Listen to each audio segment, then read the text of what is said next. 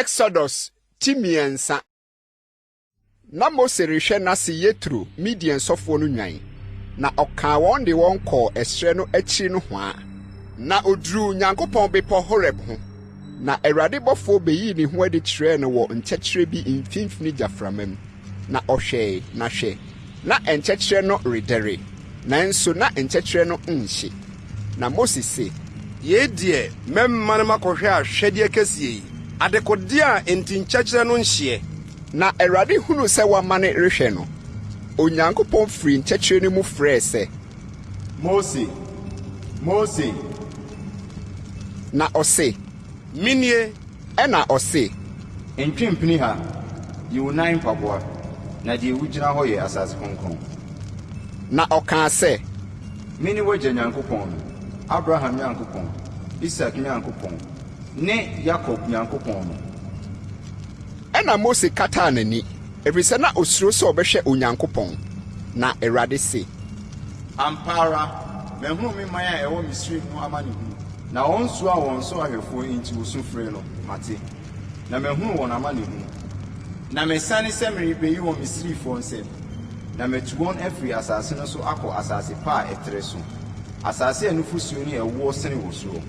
Kanaanfoɔ ne Hetifoɔ ne Amorifoɔ ne Perisifoɔ ne Hewifoɔ ne Yebusifoɔ tenabea hɔ. Na afei hwɛ, Israelfoɔ nso frɛ no adu m'anim, na mahunu ɔhaw a Misrifoɔ de haw wɔn no nso. Na afei bra, na mensoma wo Farao nkyɛn, na kɔyi me man Israelfoɔ no firi Misraim.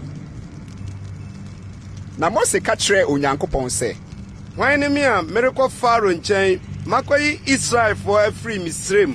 Na ɔka kyerɛɛ no sɛ, Medi w'akyi, na yɛbɛyɛ nsɛnkyerɛnneɛ sɛ me na mesoma wo.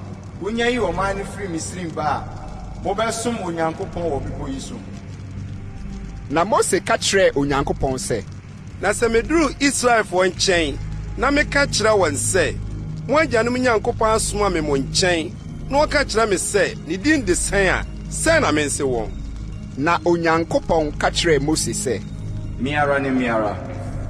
na ɔse, Sɛdeɛ ka kyerɛ Israelfoɔ no nie, me ara na asoma me mo nkyɛn. na Onyankopɔn ka kyerɛɛ Mose bio sɛ, Sɛdeɛ ka kyerɛ Israelfoɔ no nie, Awurade, mo agyanom Nyankopɔn, Abraham Nyankopɔn, Isak Nyankopɔn, ne Yakob Nyankopɔn na wasoma me mo nkyɛn. Yei ne me din de kosi daa, na yei na ɔmfa nkae me awɔ ntoatoaso nyinaa mu. Kɔ na kɔboaboa Israel mpanimfoɔ ano, na ka kyerɛ wɔn sɛ, Awurade, mo agyanom Nyankopɔn, Abraham, Isak, ne Yakob Nyankopɔn no ayi ne ho akyerɛ me sɛ, hwɛ na mabɛhwɛ mo ne deɛ ɔreyɛ mo wɔ Misraim no. Na me se, meyi mo afiri Misraim amanehunu no mu akɔ Kanaanfoɔ ne Hetifoɔ ne Amorifoɔ ne Perisifoɔ ne Hewifoɔ ne Yebusifoɔ asase so, asase a nufusuo ne ɛwoɔ sene wɔ soɔ no. Na obetie wo ne, na wo ne Israel mpanimfoɔ nkɔ Misraim hene nkyɛn nkaka nkyerɛ no sɛ, Awurade, Hebrifoɔ Nyankopɔn, abɛhyia yɛn, enti yɛsrɛ wo, ma yɛnkɔ ɛsrɛ so nansa kwan nkɔbɔ Awurade, yɛn Nyankopɔn afɔdeɛ. Na me deɛ, menim sɛ wɔde nsa a ɛyɛ den hyɛ Misraim hene mpo a ɔremma mo kwan nkɔ. Enti mɛtene me nsa de ma nwanwadeɛ a mɛyɛ wɔ hɔ no nyinaa mabɔ Misraim, na ɛno akyiri na ɔbɛma mo akorɔ. Na mɛma ɔman yi anim abɛnyam wɔ Misraimfoɔ anim. Na ɛbɛba sɛ mobɛkorɔ no, morenkɔ no nsapan. Na mmaa misabisa wɔn afipamfoɔ ne wɔn afitenafoɔ nkyɛn dwetɛ nweneɛ ne sika nweneɛ ne ntoma. Na momfa nhyehyɛ mo mmabarima ne mo mmabaa, na Misrifoɔ nneɛma no nyɛ mo asadeɛ.